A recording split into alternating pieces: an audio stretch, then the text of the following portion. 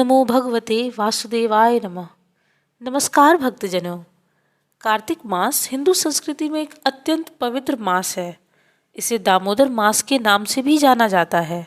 यह पवित्र मास भगवान श्री कृष्ण की पूजा अर्चना के लिए समर्पित है एवं वैदिक शास्त्रों के अनुसार तपस्या करने के लिए सर्वश्रेष्ठ समय के रूप में वर्णित किया गया है। पद्म पुराण के उत्तरखंड के अनुसार भगवान श्री कृष्ण कहते हैं, सभी पौधों में से पवित्र तुलसी मुझे सबसे प्रिय है। सभी महीनों में कार्तिक मुझे सबसे प्रिय है। सभी तीर्थों में मेरी प्रिय द्वारिका मुझे सबसे प्रिय है और सभी दिनों में एकादशी सबसे प्रिय है। स्कंद पुराण में वर्णित है, जैसे सतयुग के समान कोई युग नहीं है, वेदों के समान कोई शास्त्र नहीं है और गंगा के समान कोई तीर्थ नहीं है, वैसे ही कार्तिक के समान कोई मास नहीं है। जो भक्तगण कार्तिक मास के दौरान भक्तिमय सेवा करते हैं, उन्हें भगवान श्री कृष्ण की व्यक्तिगत कृपा बहुत ही सरलता से प्राप्त हो जाती है। कार्तिक मास में भक्त उपवास करते हैं, दामोदर स्वरूप श्री कृष्ण की पूजा घी के दीपक से करते हैं, भजन कीर्तन करते हैं, दामोदर लीला का महिमा मंडन करते हैं, मंत्रों का जाप करते हैं और पवित्र नदियों में स्नान करते हैं, जिससे वे स्वयं को सर्वोच्च भगवान श्री कृष्ण के करीब अनुभव कर पाते हैं। तो आइए हम दामोदर मास की कथा को सुनते हैं। चैनल पर नए हैं तो चैनल को सब्सक्राइब जरूर कर लें। एक बार अपनी दासी को घर के अन्य कार्यों में लगा हुआ देख माता यशोदा ने स्वयं ही मक्खन का मंथन किया। जब उन्होंने मक्खन का मंथन किया तो उन्होंने अपने पुत्र श्री कृष्ण की बाल्यावस्था की अद्भुत लीलाएं गाई और उनके बारे में सोचकर आनंद किया। उस समय श्री कृष्ण वहां प्रकट हुए और वह भूखे थे। वे चाहते थे कि माता मक्खन बनना बंद करे और वो पहले उन्हें खिलाए। माता यशोदा ने अपने पुत्र को गोद में उठा लिया और उन्हें दूध पिलाने लगी। जब श्री कृष्ण दूध पी रहे थे तो माता यशोदा मुस्कुराई और अपने बालक की सुंदरता का आनंद लिया। अचानक चूल्हे पर रखा दूध उबलने लगा।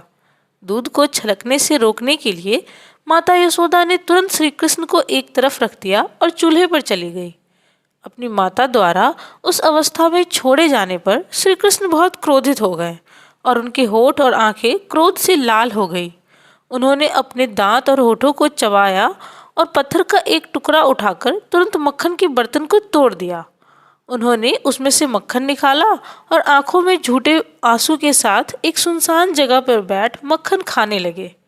इस बीच माता यशोदा दूध के बर्तन को क्रम से लगाकर मंथन स्थल पर लौट आई। उन्होंने टूटा हुआ बर्तन देखा जिसमें मथा हुआ दही रखा हुआ था।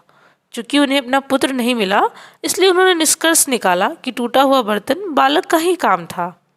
वह सोचकर मुस्कुराई, बालक बहुत चतुर है। घड़ा तोड़ने के बाद दंड के भय से यहाँ वहाँ चला गया है। जब उन्होंने इधर उधर खोज की तो अपने पुत्र को लकड़ी के एक बड़े उखल पर बैठा पाया, जिसे उल्टा रखा गया था।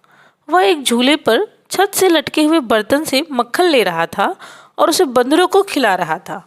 माता यशोदा ने देखा कि श्री कृष्ण उनके नटखट व्यवहार के प्रति सचेत थे, क्योंकि वह उनके डर से इधर उधर देख रहे थे। अपने पुत्र को इतना व्यस्त देखकर वो चुपचाप पीछे से उनके पास पहुंची। यद्यपि श्री कृष्ण ने उन्हें अपने हाथ में एक छड़ी के साथ अपनी ओर आते देखा और वह तुरंत उखल से नीचे उतर गए और भय के मारे भागने लग गए। माता यशोदा ने भगवान के सर्वोच्च व्यक्तित्व को पकड़ने की कोशिश करते हुए सभी कोनों में उनका पीछा किया।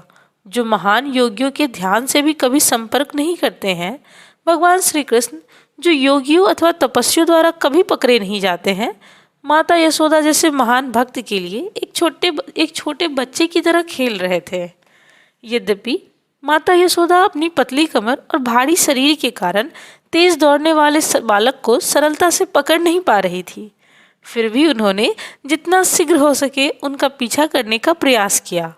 उनके बाल ढीले हो गए और बालों में लगे फूल जमीन पर गिर पड़े।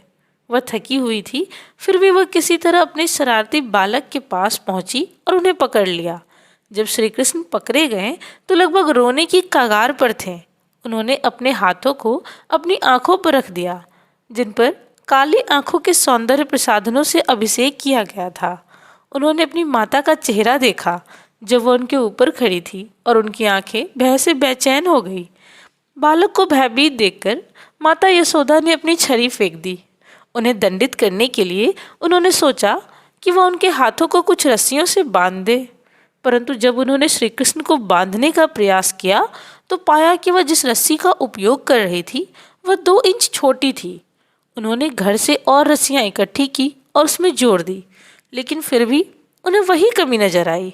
इस प्रकार उन्होंने घर में उपलब्ध सभी रस्सियों को जोड़ा, परंतु जब अंतिम गांठ जोड़ी गई तो उन्होंने देखा कि रस्सी अभी भी 2 इंच छोटी थी। माता यशोदा आश्चर्यचकित रह गई। यह सब किस प्रकार संभव था? श्री कृष्ण को बांधने के प्रयास में वह थक गई।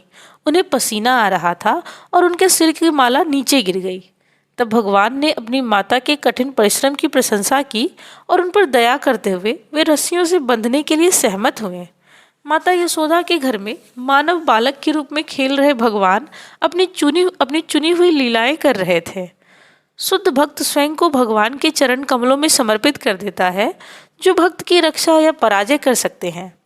इस तरह भगवान भी भक्त की सुरक्षा के लिए स्वयं को समर्पित करके दिव्य आनंद का अनुभव करते हैं। यह श्री कृष्ण द्वारा अपनी माता यशोदा के प्रति समर्पण का उदाहरण था। पुत्र को बांधकर माता यशोदा घर के कामों में लग गई। उस समय लकड़ी की ऊखल से बंधे हुए भगवान अपने सामने बहुत ऊंचे पेड़ों की एक जोड़ी देख सकते थे, जिन्हें अर्जुन के पेड़ के रूप में जाना जाता था, जिसे उन्होंने नीचे खींचने के बारे में सोचा। अपने पिछले जन्मों ने पेड़ों ने कुबेर के मानव पुत्रों के रूप में जन्म लिया था और उनके नाम नलकुबर और मणिग्रीव थे। सौभाग्य से वे प्रभु के दर्शन को भीतर आ गए। उन्हें पूर्व जन्म में उन्हें महान ऋषि नारद ने भगवान श्री कृष्ण को देखने का सर्वोच्च आशीर्वाद प्राप्त करने के लिए शाप दिया था। उन्हें यह वरदान शाप नशे के कारण भूल हो जाने के कारण दिया गया था। श्रीमद् भागवत पुराण के 10वें अध्याय के 10वें स्कंध में एक कथा है। कुबेर के दोनों पुत्र नलकुबर और मणिग्रीव भगवान रुद्र के सेवक थे। धनी होने एवं भगवान शिव की कृपा कारण दोनों बहुत गर्वोन्मुक्त हो गए थे। एक दिन वे दोनों मंदाकिनी नदी के तट पर मदिरा पीकर मद से चूर हो गए। अप्सराएं उनके साथ गा बजा रही थी और वे पुष्पों से लदे हुए वन में उनके साथ विहार कर रहे थे। दैवयोगवश देवर्षि नारद जी उस स्थान से निकले।